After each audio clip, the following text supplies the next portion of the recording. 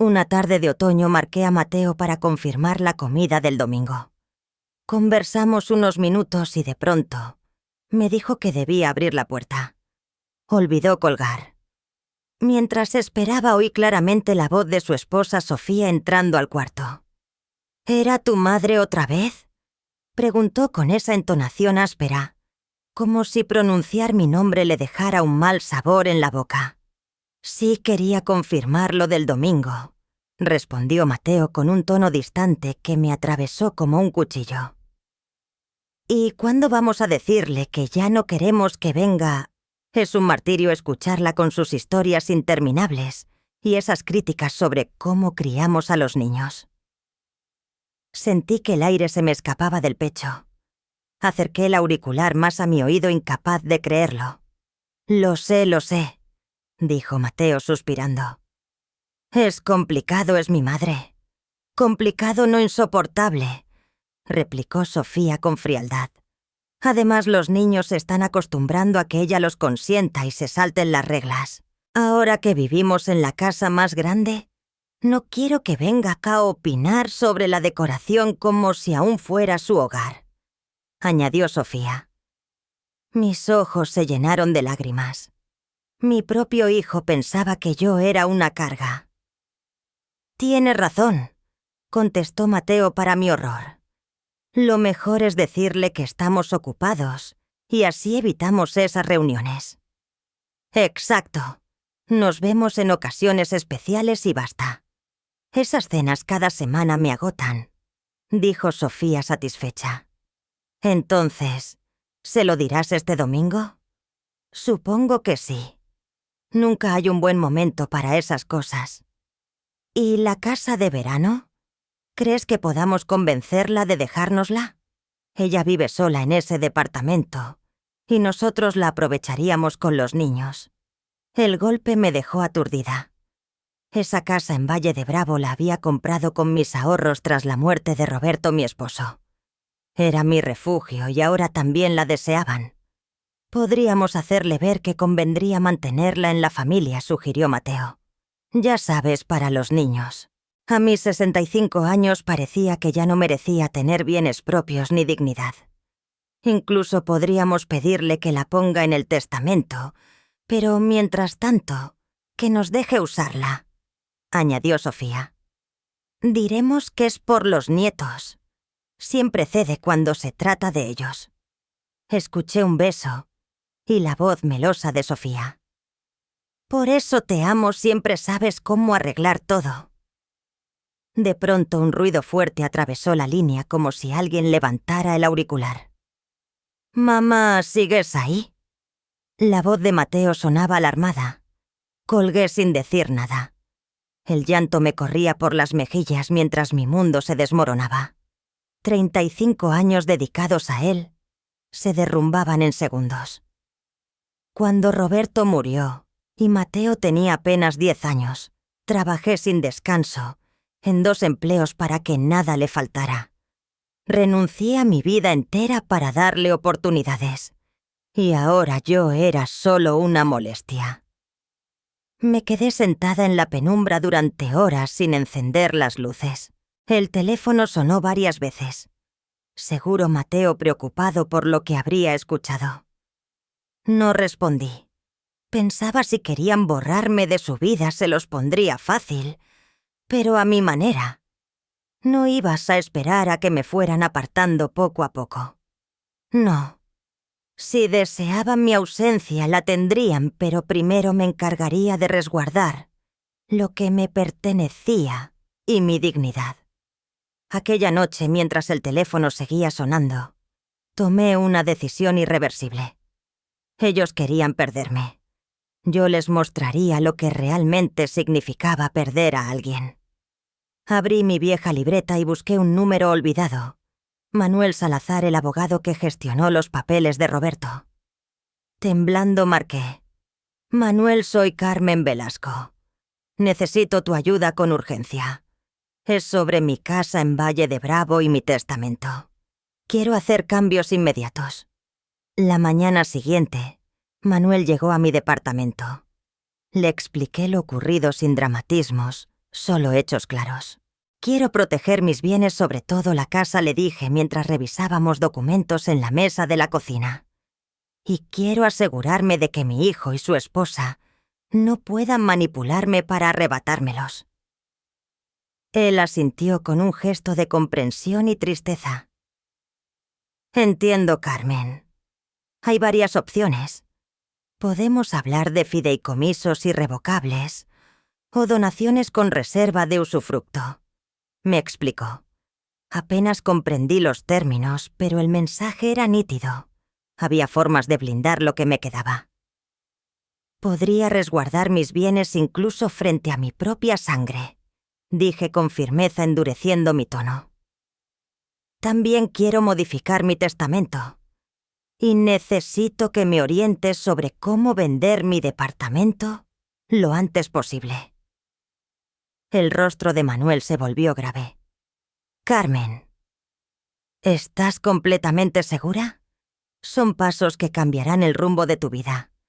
Nunca he estado más segura de nada, respondí sin titubeos. El domingo llegó demasiado pronto. Me presenté en la casa de Mateo y Sofía a las 2 en punto, con obsequios para mis nietos y una botella de vino para acompañar la comida. La residencia era justo como Sofía solía describirla: enorme, ostentosa y ubicada en una de las colonias más exclusivas de la Ciudad de México. Una propiedad que mi hijo jamás habría podido costear con su salario de gerente de banco, de no ser por el apoyo que yo misma les di para el enganche apenas un año atrás. «Abuelita», gritaron Ana y Diego corriendo hacia mí apenas crucé el umbral. Los abracé fuerte, aspirando el aroma de sus cabellos, memorizando la calidez de sus pequeños brazos, rodeando mi cuello.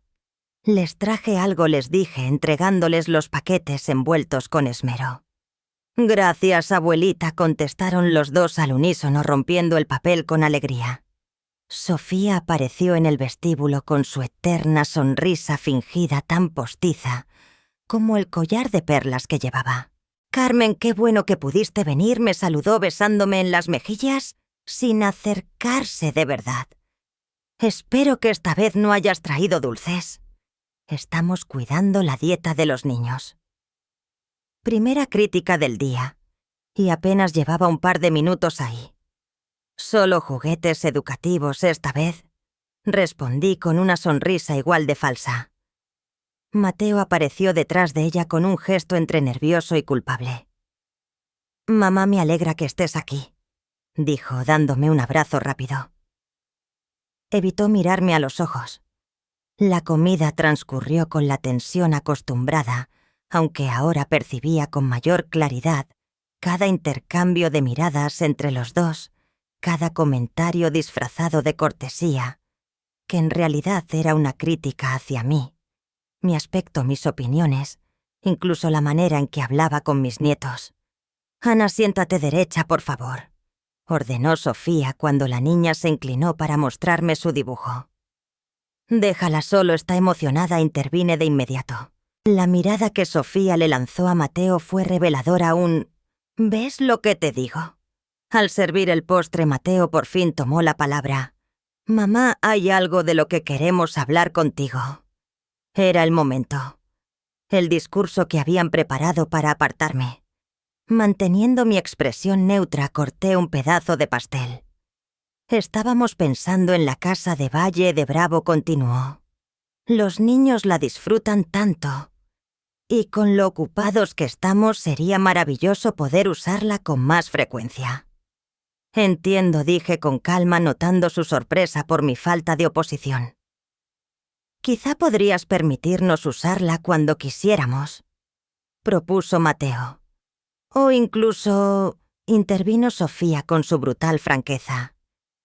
«No es que queramos adelantarnos a tus decisiones, pero lo lógico sería que esa casa quedara en manos de quienes realmente pueden aprovecharla.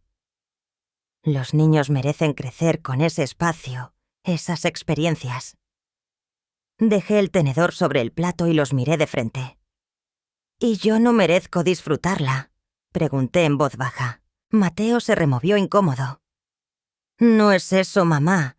Solo pensamos que a tu edad Mantener una propiedad tan grande debe ser difícil y costoso. Mi edad... repetí saboreando la ironía. Diego, ajeno a la tensión, se acercó con su juguete nuevo.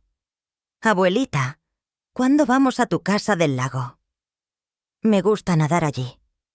Antes de que pudiera contestar, Sofía respondió. «Muy pronto, cariño. Justo estábamos hablando con la abuelita de pasar más tiempo allá como familia». La manera en que dijo como familia dejaba claro que yo no formaba parte de esa definición.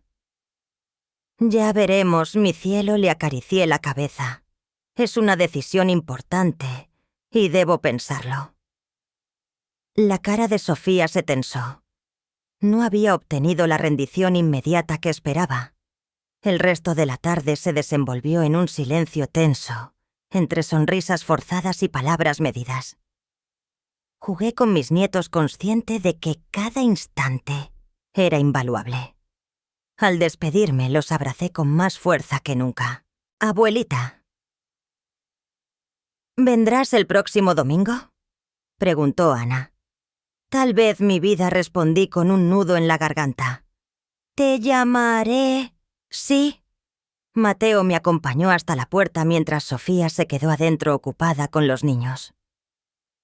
«Mamá, sobre lo de la casa», levanté la mano para detenerlo. «No hablemos de eso ahora, Mateo.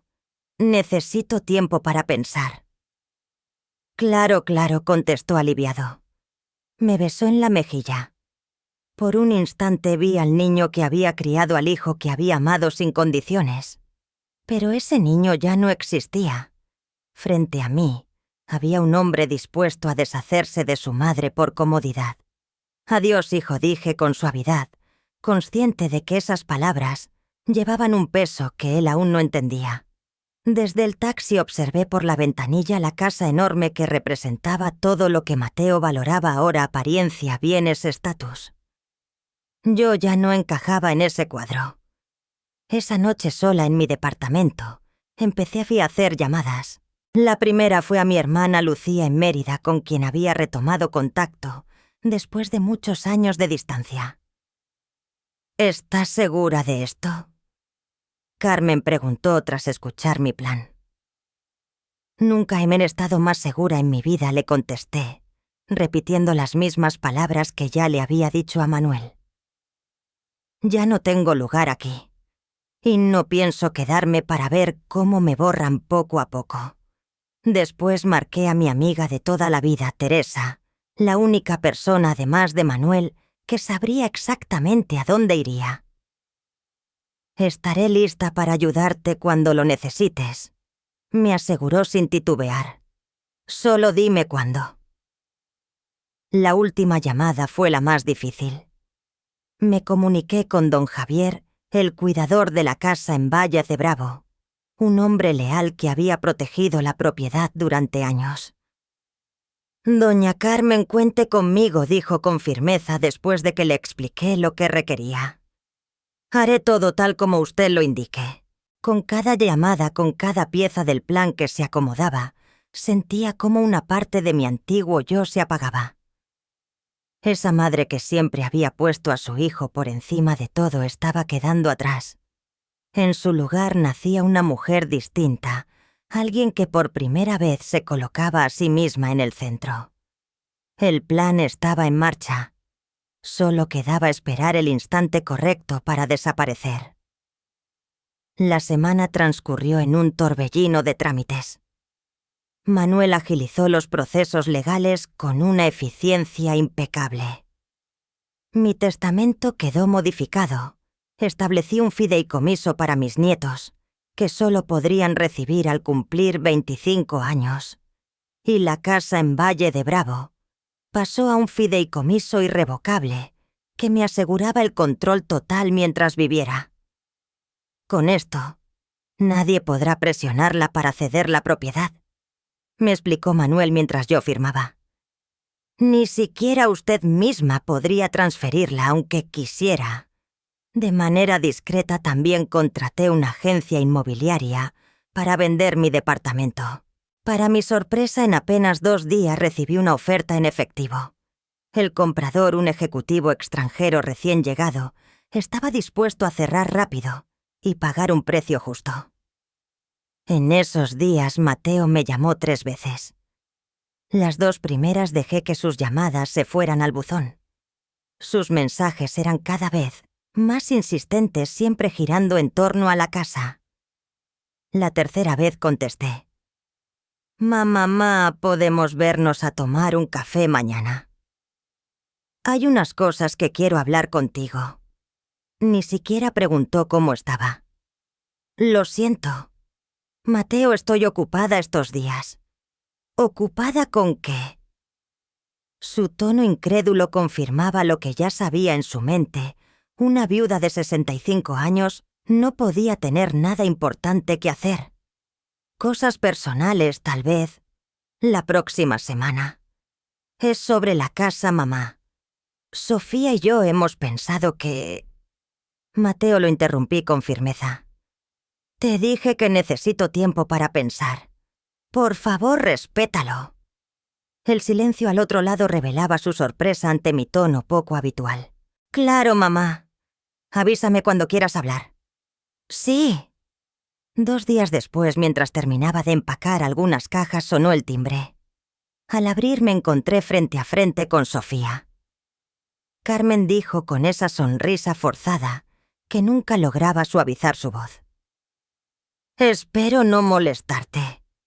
¿Puedo pasar? Sin esperar respuesta, entró al departamento observando todo con ojos críticos. Noté cómo se detenía en las cajas apiladas en un rincón. ¿Limpieza de primavera?, preguntó con fingida ligereza.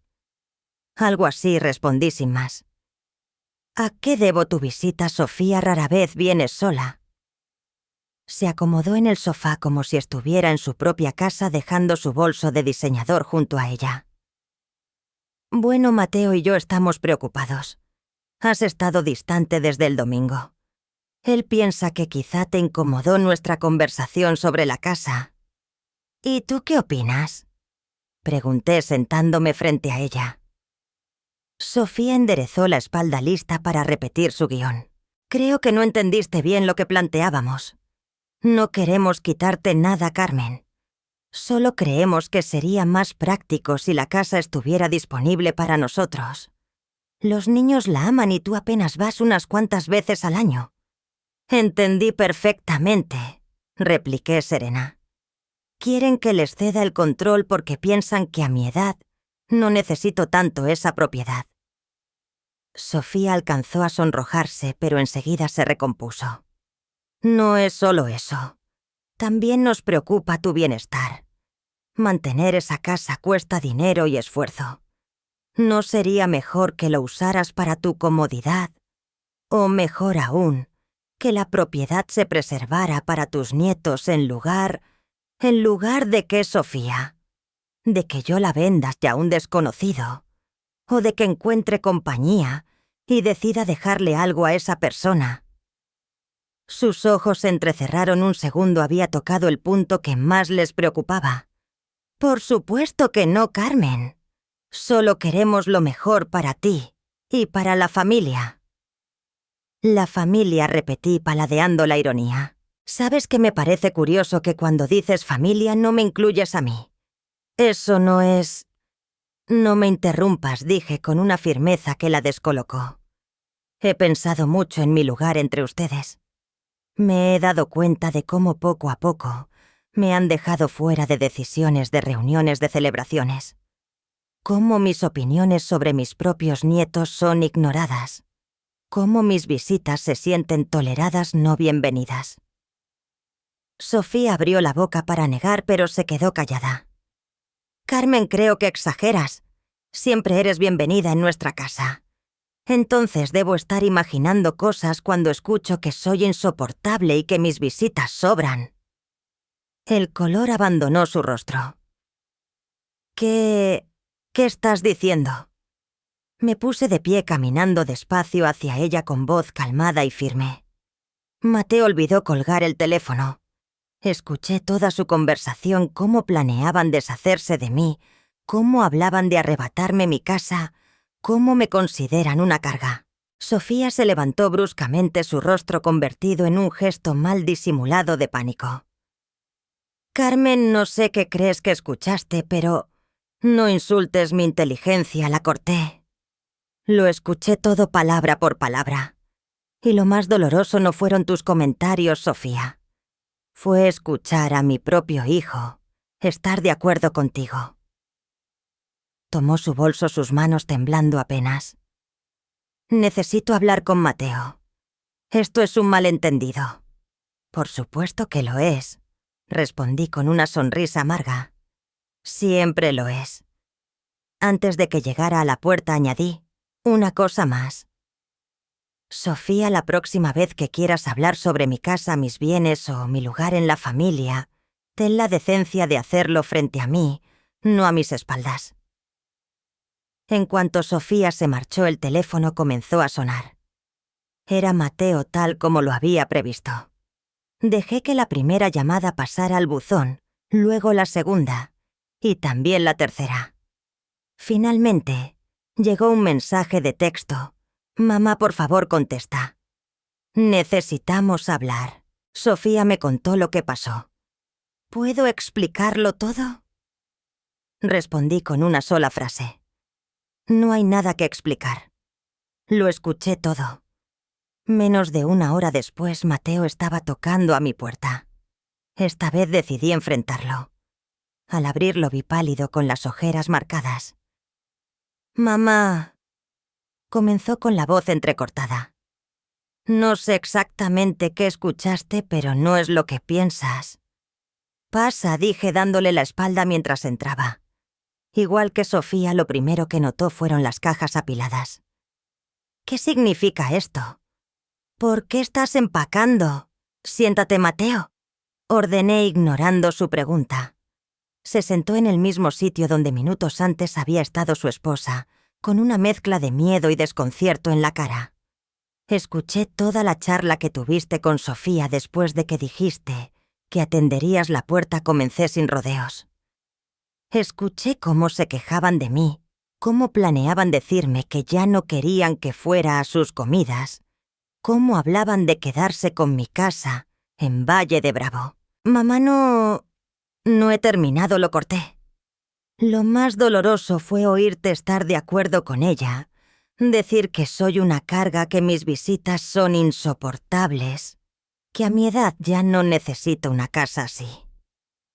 Mateo bajó la mirada. Era solo una conversación, mamá. Uno dice cosas que no siente cuando está frustrado. Y estabas frustrado porque tu madre quiere ser parte de tu vida, porque quiero ver a mis nietos crecer. No es eso, insistió aunque sin convicción. Es solo que las cosas cambian. Las familias evolucionan. Claudia y tú tienen sus propias vidas, y yo no encajo en ellas, completé por él. No lo negó. Y ese silencio fue la confirmación más cruel. He tomado una decisión, dije enderezando la espalda. Les voy a facilitar las cosas. ¿Qué quieres decir? Que si mi presencia les estorba, si mis opiniones les incomodan, y lo único que valoran de mí son mis bienes, entonces no tiene sentido que siga participando en esta farsa. Mamá, exageras. Nadie quiere que desaparezcas. Eso fue justo lo que escuché, que quieren que me limite a ocasiones especiales, que ya no quieren mis visitas semanales, que planean arrebatarme mi casa. Eso suena bastante a querer que desaparezca al menos la versión de mí, que aún tiene voz y patrimonio. Mateo se llevó las manos al cabello frustrado. ¿Qué quieres que te diga? Que a veces Sofía siente tus visitas pesadas. Que a veces tus comentarios sobre cómo criamos a los niños nos molestan. Eso también es cierto. Somos adultos intentando vivir nuestras vidas, y yo soy una vieja que se mete en ellas. Volví a completar por él. No pongas palabras en mi boca, exclamó levantándose. Esto es lo que digo siempre, tergiversas todo para hacerte la víctima. Esas palabras fueron el golpe final. El jijique. El hijo al que había criado sola tras la muerte de su padre, al que le di absolutamente todo ahora, Me veía como una manipuladora. Creo que deberías irte. Mateo, dije con una calma fingida. Mamá no...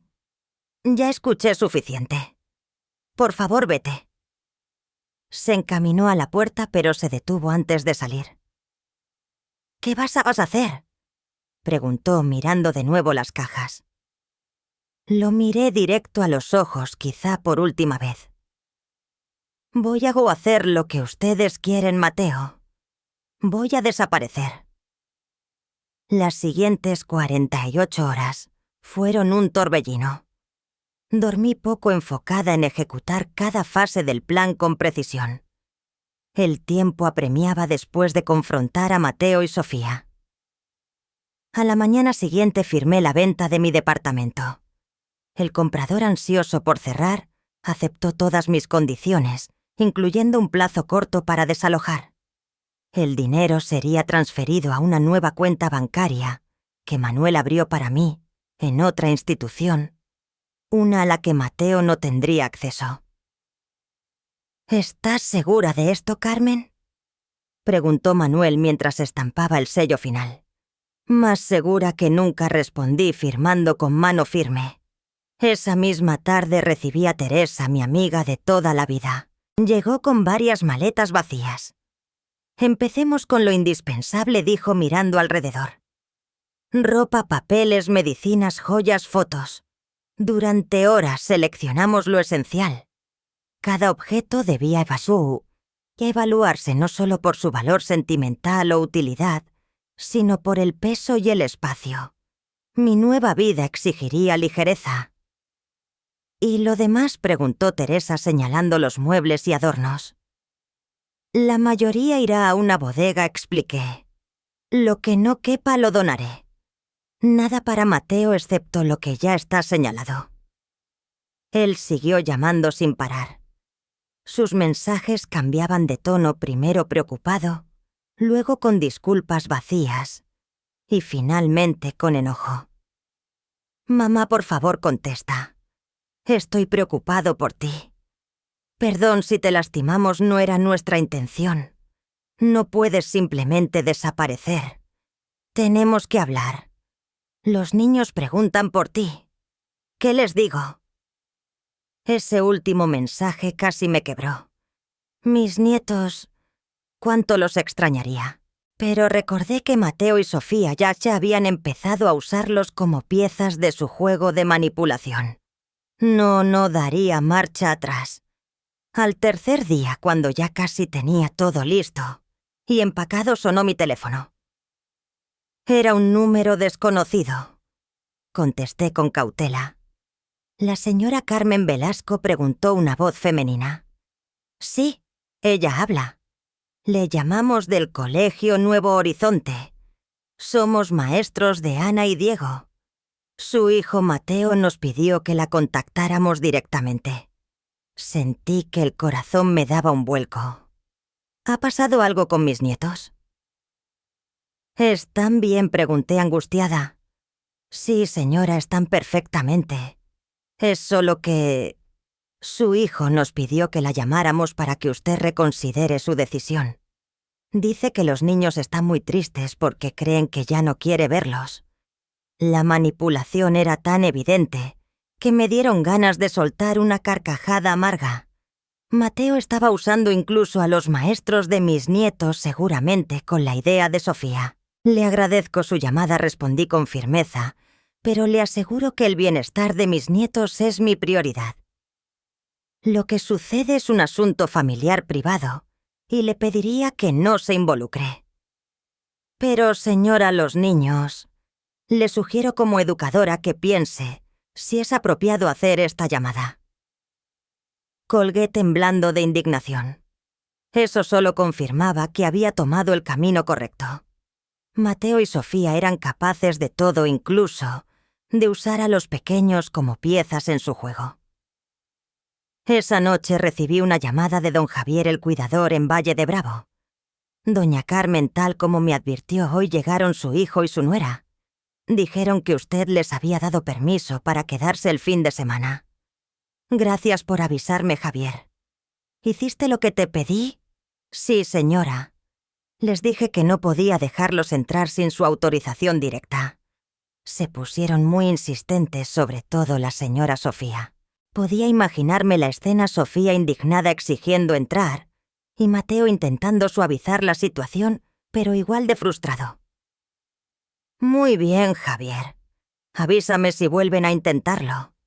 Claro que sí. ¿Y estás segura de todo esto? Completamente segura, Javier. Gracias por tu lealtad. A la mañana siguiente llegó la llamada que esperaba Mateo furioso.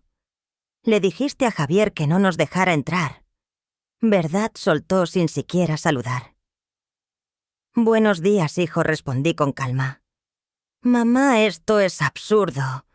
Fuimos hasta Valle de Bravo y tu empleado nos trató como si fuéramos intrusos. Son intrusos, Mateo. No tenían mi permiso para usar la casa. Siempre hemos ido a esa casa. Es la casa familiar. Respiré hondo. No, Mateo. Es mi casa comprada con mi dinero, mantenida con mi dinero.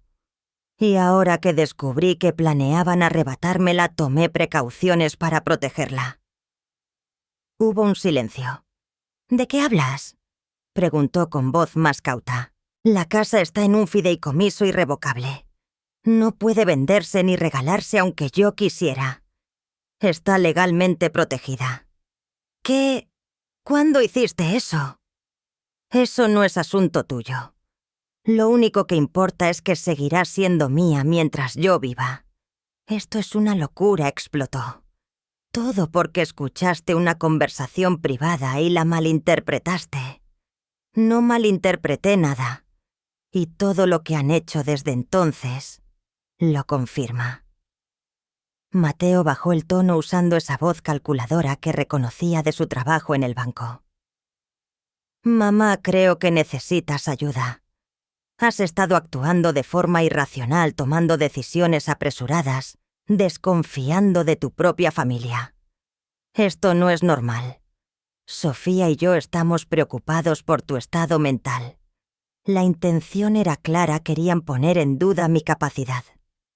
Qué conveniente, Mateo. Cuando les daba dinero para el enganche de su casa o cuidaba a los niños estaba perfectamente. Ahora que protejo lo mío resulta que estoy loca. No es eso, mamá, solo nos preocupamos. ¿Sabes qué? Ya no me interesa. Tomé mi decisión. ¿Qué decisión? ¿De qué hablas? Miré mi departamento vacío, las cajas apiladas, las maletas listas. Lo sabrás pronto, dije antes de colgar. Esa tarde por fin me reuní con mis nietos. Hablé con la escuela para recogerlos directamente. Aún tenía autorización como abuela. Abuelita, gritaron Ana y Diego corriendo a mis brazos. Mis amores, susurré abrazándolos fuerte. Tengo una sorpresa. Los llevé a la heladería que tanto les gustaba.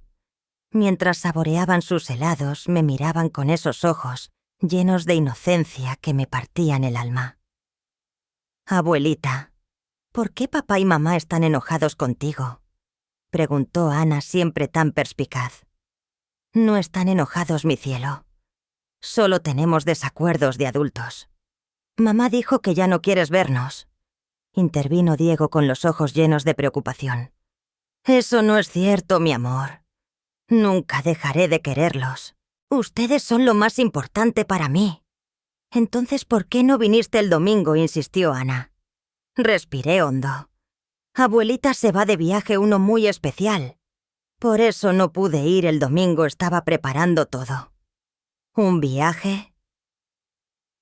¿Podemos ir contigo?, preguntó Diego ilusionado. No, esta vez no, mi cielo. Pero les prometo algo, siempre estaré al pendiente de ustedes. Y un día, cuando sean mayores, lo entenderán todo. Saqué 2 paquetitos y se los entregué. Estos son regalos muy especiales. No los abran ahora. Guárdenlos y ábranlos cuando me extrañen mucho. Ana, con esa intuición que siempre me dejaba sorprendida, me miró fija. No vas a volver, ¿verdad, abuelita? Las lágrimas amenazaban con brotar, pero mantuve la compostura. Siempre volveré para ustedes, mis amores, de una forma u otra. Nunca lo olviden. Los abracé con fuerza, grabando en mi memoria el aroma de sus cabecitas, la tibieza de sus brazos rodeando mi cuello y el sonido cristalino de sus risas. Luego los acompañé de regreso al colegio justo a tiempo para que Mateo llegara a recogerlos como cada tarde. Mientras me alejaba alcancé a verlo en el retrovisor. Nuestras miradas se cruzaron un instante. Su expresión pasó de sorpresa a alarma en segundos. Presioné el acelerador y me fui antes de que pudiera alcanzarme. Esa noche le envié un último mensaje a mi hijo. «He visto a los niños hoy. Están bien. Les expliqué que haré un viaje. No intentes envenenarles la mente con mentiras sobre mí. Ellos sabrán la verdad cuando crezcan». Después apagué el celular, saqué la tarjeta SIM y la rompí en pedazos. A la mañana siguiente, Teresa llegó con su coche. Subimos las últimas maletas y cerré la puerta de mi departamento por última vez. En el buzón del vestíbulo dejé un sobre para el nuevo dueño con las llaves y algunas instrucciones. «¿Lista?», preguntó Teresa al verme subir al auto. «Lista», respondí sin volver la vista atrás. Mientras nos alejábamos, me invadía una mezcla amarga dolor por dejar 35 años de recuerdos y alivio por liberarme de 35 años de sacrificios unilaterales. Había llegado la hora de empezar de cero en mis propios términos. Carmen Velasco había desaparecido oficialmente. El caos que dejaba atrás no tardó en hacerse evidente. Gracias a Teresa, que vigilaba la situación sin revelar mi paradero, supe que Mateo entró en pánico al no poder localizarme. Primero fueron llamadas desesperadas a un número que ya no existía. Luego, según me contó Teresa, fue hasta mi antiguo departamento y encontró a un extraño viviendo allí. «Disculpe, ¿qué hace en el departamento de mi madre?», preguntó furioso. «Soy el nuevo propietario. Lo compré hace una semana. La señora Velasco me entregó las llaves ayer». Era un ejecutivo extranjero, Richard Thompson, que no tuvo reparo en mostrarle los documentos de compraventa con mi firma. Mateo se quedó mudo, incapaz de procesar lo que escuchaba. Su siguiente destino fue la oficina de Manuel. Pero mi abogado, protegido por el secreto profesional, no le dio ninguna información. «Lo único que puedo decirle, señor Velasco, es que su madre tomó decisiones legales y completamente válidas sobre su vida y sus bienes. Como adulta competente, no necesita autorización de nadie. Es mi madre. Tengo derecho a saber dónde está», gritó Mateo, según me contó Manuel después. «No, señor Velasco. Usted no tiene ningún derecho legal sobre una mujer adulta e independiente. Y, francamente, viendo su conducta actual, entiendo por qué ella decidió alejarse. Mientras tanto, yo ya me había instalado en la casa de mi hermana Lucía en Mérida. Tras tantos años de distanciamiento, causado en gran parte por las intrigas de Mateo, reencontrarme con ella fue un bálsamo. «Esta es tu casa el tiempo que lo necesites», me dijo, ayudándome a desempacar. «Aunque conociéndote no te quedarás quieta mucho tiempo». Tenía razón. Ya estaba explorando mis opciones. Con el dinero de la venta del departamento y mis ahorros, podía establecerme cómodamente en cualquier lugar. Y la casa en Valle de Bravo, ahora protegida en el fideicomiso, seguía generando ingresos por rentas que don Javier administraba discretamente. «¿Has sabido algo de Mateo?», me preguntó Lucía una tarde mientras tomábamos café en su jardín. «Solo lo que me cuenta Teresa. Al parecer contrató a un investigador privado para encontrarme. Y no te preocupa, no. Tomé todas las precauciones. No hay huellas de papel, usé solo efectivo para viajar. Y apenas 3 personas en el mundo saben dónde estoy». 2 semanas después de mi partida, Teresa me envió capturas de las redes sociales de Mateo y Sofía. Habían publicado mensajes desesperados presentándome como una madre vulnerable y confundida. Mi madre Carmen Velasco ha desaparecido. Si alguien sabe algo, contácteme. Estamos muy preocupados por su bienestar, escribió Mateo. Sofía publicó un mensaje aún más melodramático hablando de cuánto me extrañaban los niños y de lo rota que estaba la familia sin mí. Las mismas personas que planearon excluirme de sus vidas fingían ahora desesperación por mi ausencia.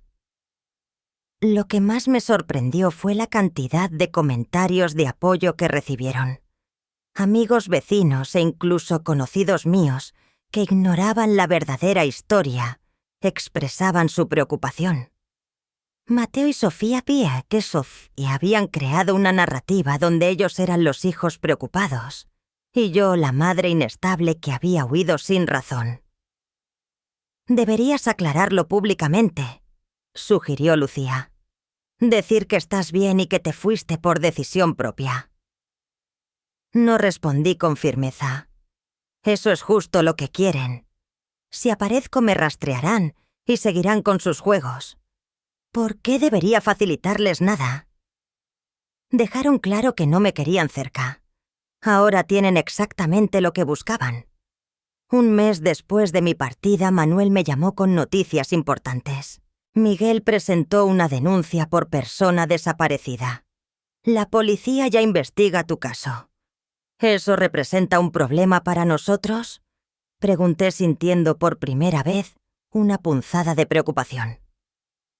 No necesariamente. Como adulta competente, tienes derecho a irte sin decir a dónde, pero las cosas podrían complicarse si deciden intensificar la búsqueda. ¿Qué recomiendas? Podría enviar una carta certificada a la policía en tu nombre confirmando que estás a salvo y que tu salida fue voluntaria. No necesitan tu ubicación, solo la certeza de que no eres una persona desaparecida en el sentido legal. Acepté su propuesta y Manuel se encargó de todo con la discreción que lo caracterizaba. Unos días después, volvió a llamarme. La policía cerró la investigación. La carta fue suficiente para comprobar que no corres peligro. Mateo está furioso, por supuesto. ¿Y qué hace ahora?, pregunté, odiándome un poco por seguir preocupándome. Ha amenazado con impugnar tus decisiones financieras. Dice que actuaste bajo presión emocional y que no estabas en pleno uso de tus facultades. Solté una carcajada amarga. Por supuesto. Cuando protejo mis intereses resulta que estoy desequilibrada. Pero cuando les daba dinero estaba perfectamente sana. Exactamente. No te preocupes, todos los documentos están blindados. Y la evaluación psicológica que te pedí antes de firmar sirve como prueba de tu capacidad plena. Esa precaución había sido muy sabia. 2 meses después de mi desaparición, Teresa me envió un correo encriptado. Teníamos un sistema seguro de comunicación y la noticia que traía era impactante. Mateo y Sofía están en problemas económicos. Al parecer contaban con la venta de tu departamento o la casa de Valle de Bravo para pagar deudas fuertes. Han puesto su propia casa en venta y se mudarán a algo más pequeño. Sentí primero una punzada de culpa, pero enseguida una oleada de indignación justificada. Ese había sido el verdadero motivo de su interés en mis propiedades. No era por la familia, era para tapar sus agujeros financieros. Lucía, que estaba conmigo en ese momento, notó mi expresión. Malas noticias, le conté, y negó con la cabeza. No me sorprende. Mateo siempre fue materialista. Desde niño sabía cómo manipularte para que le compraras cosas innecesarias. Aún así, son mis nietos los que sufrirán si ellos caen en problemas. Carmen replicó con firmeza: no es tu obligación salvar a adultos de las consecuencias de sus actos. Ya aseguraste el futuro de Ana y Diego con el fideicomiso. Estarán bien cuando llegue el momento. Tenía razón. Ese fideicomiso garantizaba que mis nietos tendrían educación y un buen inicio en la vida adulta, sin importar lo que sus padres hicieran. 3 meses después, Manuel me reenvió una carta. Era de Ana. La abrí con las manos temblorosas. Querida abuelita, escribió con su letra infantil. Te extraño mucho. Papá y mamá dicen que te fuiste porque estabas confundida, pero yo no lo creo. Abrí el regalo que me diste. El collar con la mitad del corazón es muy bonito. Yo tengo una mitad y Diego la otra. Mamá se enojó cuando lo vio, pero no nos lo quitó. ¿Cuándo vas a volver? Te quiero mucho. Las lágrimas me corrían mientras leía y releía esas líneas. Ana intuía que había algo más detrás de mi partida. Le respondí cuidando no dar pistas de mi ubicación. Mi querida Ana, yo también los extraño a ti y a Diego. No estoy confundida, solo necesitaba hacer un viaje muy importante. Siempre llevo conmigo sus fotos y pienso en ustedes todos los días. Ese collar es especial porque representa que aunque estemos separados, nuestros corazones siguen unidos. Cuando seas un poco mayor entenderás mejor por qué tuve que irme. Mientras tanto, cuida a tu hermano y recuerda que los quiero más que a nada en el mundo. 6 meses después de mi partida, Teresa me informó que Mateo había abandonado la búsqueda. Su último mensaje público fue un escrito resignado. Después de medio año buscando incansablemente a mi madre, hemos tenido que aceptar que ella eligió alejarse de la familia. Respetamos su decisión y solo esperamos que esté bien donde quiera que esté. La falsedad era evidente. Ellos sabían perfectamente por qué me había ido. Al menos la farsa pública había terminado. Lo que Mateo nunca imaginaría es que yo no me había desvanecido para siempre. Estaba reagrupándome, curando heridas y preparándome para la siguiente etapa. Mi desaparición no era un final, sino un inicio. Han pasado 3 años desde que me alejé de la vida de Mateo y Sofía. 3 años de reconstruirme, de sanar y de construir una vida nueva a mis 68 años. Después de medio año en la casa de Lucía decidí que era tiempo de establecerme definitivamente. No quería seguir siendo huésped por más que mi hermana insistiera en que no era molestia. Necesitaba mi propio espacio. ¿Has pensado dónde quieres vivir?, me preguntó Lucía una mañana durante el desayuno. He estado considerando opciones. Quiero un lugar tranquilo cerca del mar, pero no demasiado aislado. ¿Y qué tal Puerto Escondido?, sugirió ella. Es precioso, tiene una comunidad interesante de expatriados y queda lo bastante lejos de Ciudad de México, como para que no te topes con nadie por casualidad. Así fue como a los 7 meses de mi desaparición, compré una casita modesta pero encantadora a tan solo 10 minutos, caminando de la playa Carrizalillo. Tenía un pequeño jardín lleno de bugambilias, 2 habitaciones acogedoras y una terraza desde donde podía ver el mar a lo lejos. La adquirí en efectivo con parte del dinero de la venta de mi antiguo departamento en Ciudad de México. El cambio no fue solo de lugar. Me corté el cabello que siempre había usado largo, dejando que el gris plateado natural brillara libremente, en vez de ocultarlo bajo tintes. Mi guardarropa también se transformó, cambié los trajes formales y la ropa rígida por vestidos ligeros, frescos y llenos de color, más acordes con mi nueva vida. Incluso fui más allá, cambié mi nombre de manera legal, no para esconderme, sino como símbolo de renacimiento. Carmen Velasco dejó de existir. Desde entonces me presentaba como Elena Martínez en honor a mi abuela materna. Ese primer año forjé una rutina que alimentaba mi espíritu. Caminatas matutinas por la playa, clases de yoga, con un grupo de mujeres mayores, y por las tardes algo para lo que nunca había tenido tiempo: pintar. Descubrí que tenía un talento inesperado para la acuarela, retratando los atardeceres oaxaqueños en tonos vivos que reflejaban mi nueva paz interior. Hice nuevos amigos también. María, una argentina de mi edad, que manejaba una librería. Jorge, un profesor jubilado que ofrecía recorridos históricos por la región. Y Camila, una joven artesana que me enseñó a moldear barro negro. Ellos solo conocían a Elena, sin cargas pasadas ni expectativas.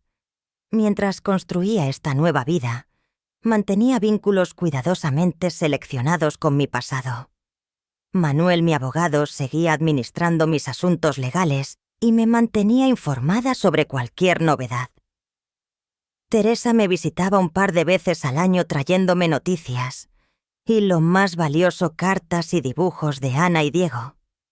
Mis nietos, ya de 11 y 9 años, me escribían con regularidad. Sus cartas llegaban a un apartado postal en Ciudad de México, y luego Manuel las reenviaba. Nunca revelé mi ubicación ni siquiera a ellos, pero en cada respuesta les aseguraba que los amaba, que estaba bien, y que un día comprenderían mi decisión. Por medio de Manuel y Teresa me enteraba de la situación de Mateo y Sofía. El primer año tras mi partida fue duro para ellos. Vendieron la casa amplia, se mudaron a un departamento, y Mateo tuvo que deshacerse de su auto de lujo. Sofía redujo al mínimo sus compras de ropa y joyas. Habían acumulado deudas intentando sostener un estilo de vida que nunca pudieron costear, confiando en que algún día obtendrían mis propiedades. «¿Te da gusto saberlo?», me preguntó Teresa una noche, mientras tomábamos vino en mi terraza. Reflexioné unos segundos antes de responder.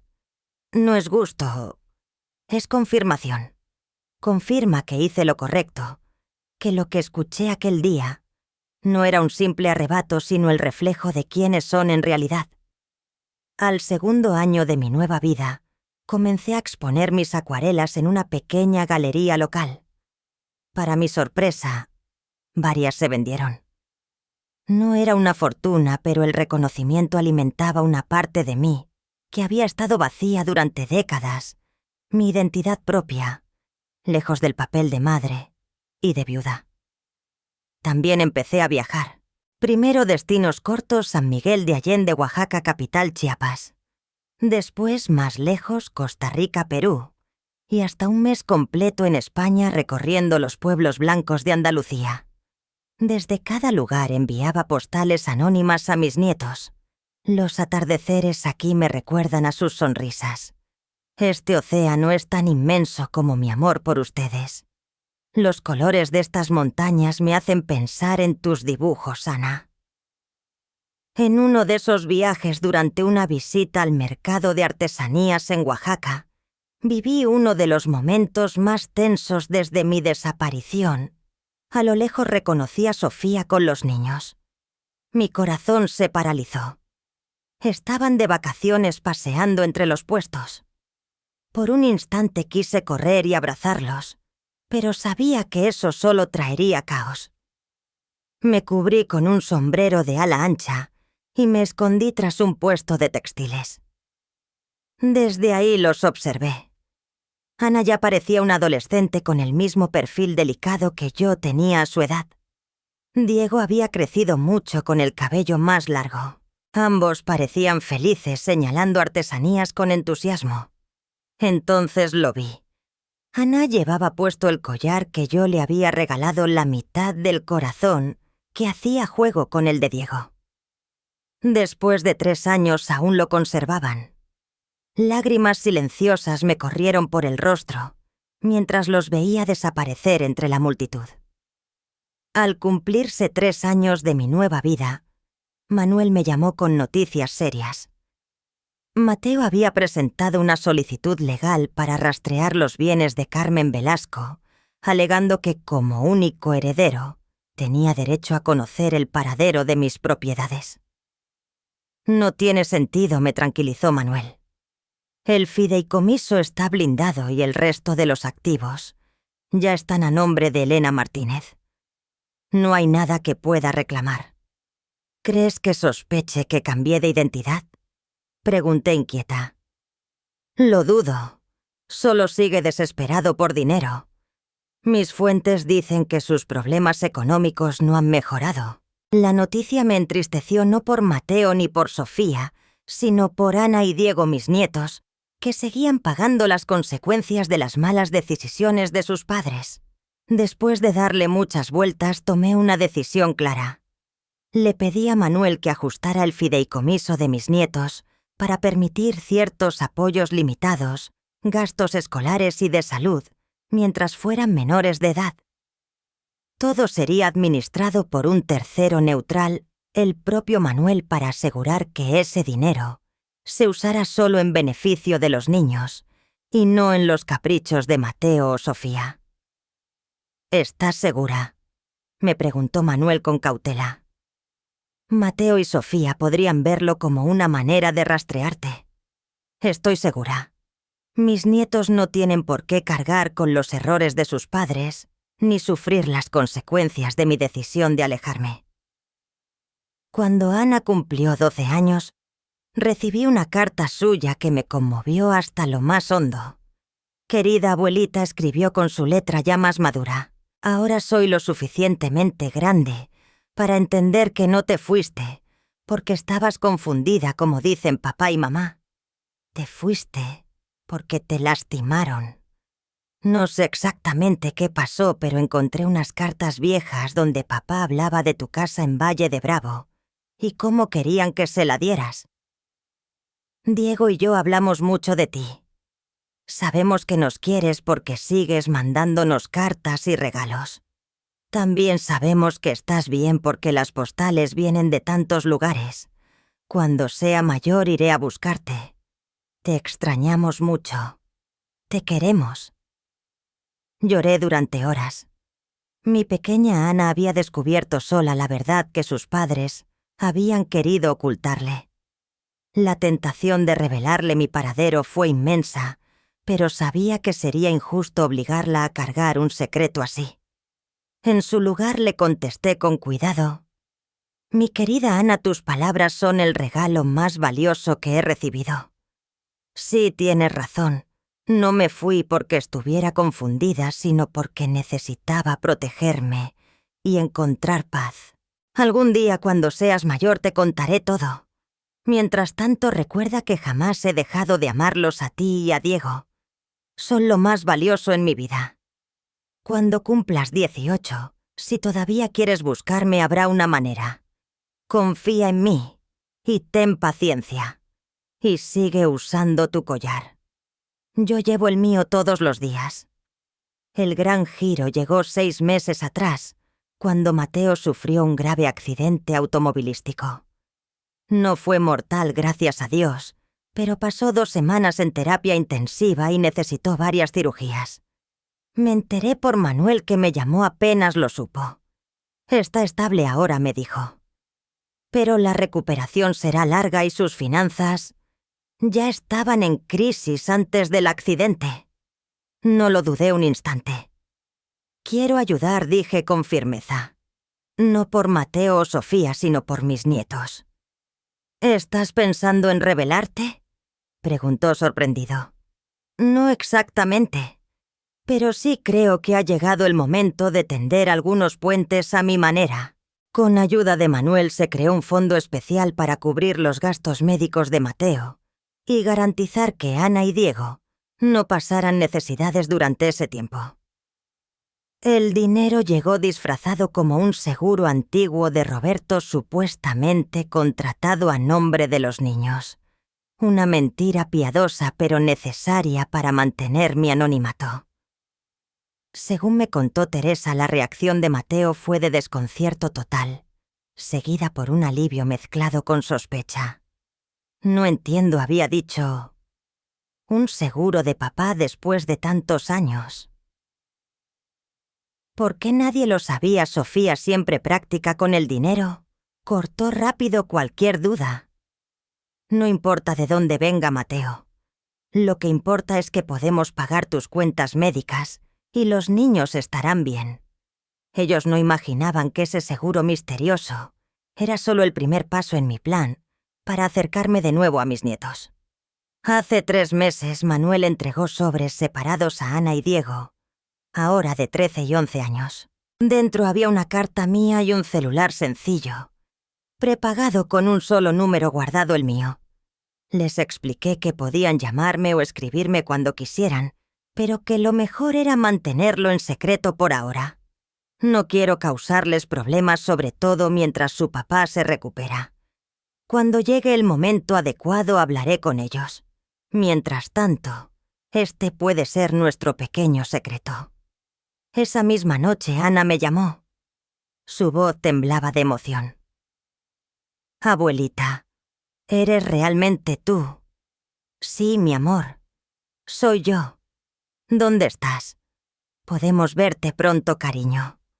Aún no puedo decirte dónde, pero te prometo que nos veremos. Al día siguiente, fue Diego quien me llamó lleno de preguntas. ¿Dónde había estado? ¿Qué había hecho?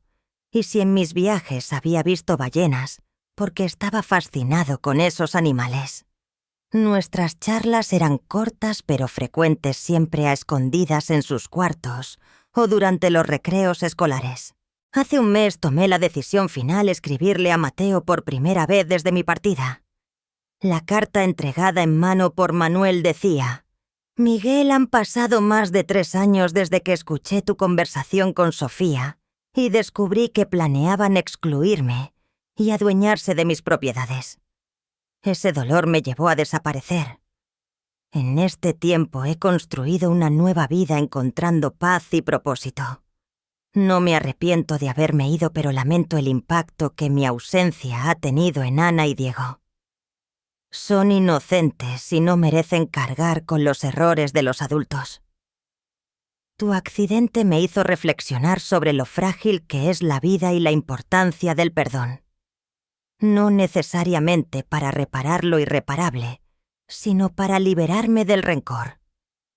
No estoy lista para revelar dónde vivo ni quién soy ahora, pero estoy dispuesta a establecer un contacto limitado por el bien de tus hijos. He estado en comunicación con ellos. Sí tienen forma de contactarme, y su bienestar es mi prioridad. Si estás dispuesto a respetar mis límites y mis decisiones sobre mi vida y mis bienes, podemos hablar de cómo seguir. Si no, seguiré relacionándome con mis nietos discretamente hasta que sean adultos. La elección es tuya. Manuel tenía instrucciones precisas sobre cómo debía responder si así lo deseaba. La contestación de Mateo llegó una semana más tarde. Era una carta extensa, 5 páginas llenas de disculpas, justificaciones, súplicas y explicaciones confusas. Entre las líneas era evidente la desesperación económica, el golpe a su orgullo por mi desaparición y quizás un atisbo de verdadero arrepentimiento. Nunca comprendí del todo el peso de mis palabras. Aquel día escribió: estaba presionado por deudas que nunca te confesé y dejé que Sofía influyera en mi juicio. No es una excusa, lo sé, pero la vida sin ti ha sido un castigo constante. Los niños preguntan por ti, sobre todo en las fechas importantes. He tenido que vivir con la culpa de haberme dejado llevar por mi egoísmo y haberte alejado. Mi respuesta fue breve y práctica. Le puse condiciones claras. No intentaría localizarme, respetaría mi privacidad y mis decisiones patrimoniales, y trabajaríamos juntos únicamente por el bien de los niños. A cambio, yo accedería a Mataftet y a mantener un contacto más frecuente, incluyendo videollamadas, con Ana y Diego, además de apoyar en su educación.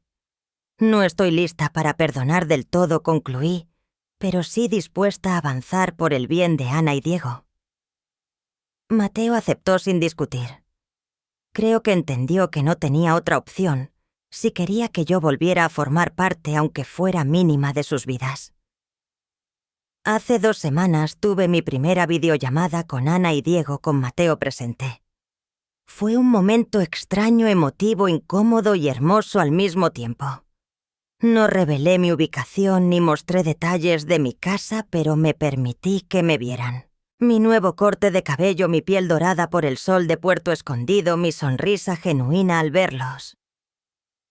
«Te ves distinta, abuelita», comentó Ana, siempre observadora. «Me siento distinta, mi amor», respondí con sinceridad. «Más fuerte, más feliz.